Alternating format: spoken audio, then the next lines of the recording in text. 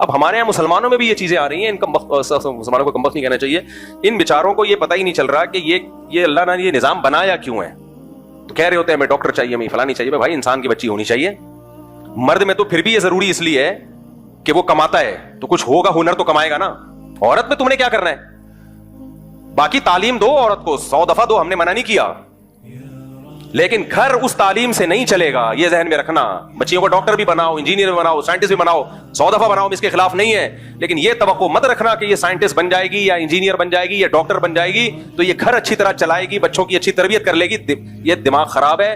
ہماری مائیں اور جو پہلے مائیں گزری ہیں, ان کے گود سے جو بچے پیدا ہوئے ہیں وہ بہت بہت باصلاحیت بچے پیدا ہوئے ہیں, علماء صلحاء اور بڑے بڑے لوگ پیدا ہوئے ہیں.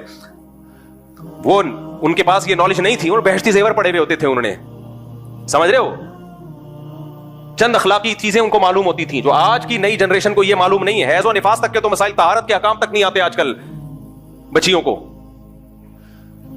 بلکہ نہ صرف یہ کہ ان کے پاس گھر چلانے کی صحیح تعلیم نہیں ہے, بلکہ الٹا غلط تعلیم ہے, گھر تباہ کرنے کی تعلیم ہے, میرا جسم میری مرضی, یہ والی تعلیم ہے ان کے پاس.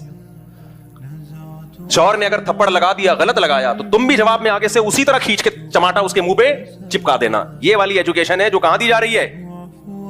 یونیورسٹیوں میں دی جا رہی ہے. ساس کی ذرا بھی خدمت نہیں کرنا. ساس کون ہوتی ہے تمہیں کچھ کہنے والی؟ یہ والی تعلیم کہاں پڑھائی جا رہی ہے؟ بولتے کیوں نہیں یار, چپ کیوں بیٹھے ہوئے؟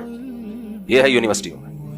حالانکہ یہ کتاب میں نہیں لکھا ہوا ہوتا, لیکن یہ پروفیسر صاحب غریبی میں, جیسے میں بہت ساری چیزیں بیان کے دوران غریبی میں چلا رہا ہوتا ہوں, تو پروفیسر صاحب تعلیم کے ساتھ ساتھ یہ چیزیں کیا چلا رہے ہوتے ہیں؟ غریبی میں. کیونکہ اس کی اپنی بیوی بیچارے کی وہ یہی کچھ کر رہی ہوتی ہے اس کی اماں کے ساتھ, اور اس پہ خوش بھی ہوتا ہے وہ.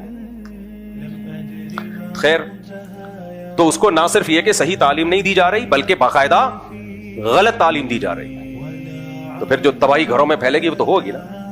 ابھی آئے ہوئے تھے 1.5 مہینہ پہلے ایک صاحب, کسی کو نہیں پتا چلے گا کس کی بات کر رہا ہوں, بہت کروڑ پتی آدمی ہیں, بڑی ملیں ان کی, ان کو بھی شوق تھا ایجوکیٹڈ. میں نے کہا پہلے اخلاق دیکھو. نہیں ایجوکیٹڈ جب کر لی, اس کے بعد جو ان کا سر گنجا کیا ہے نا,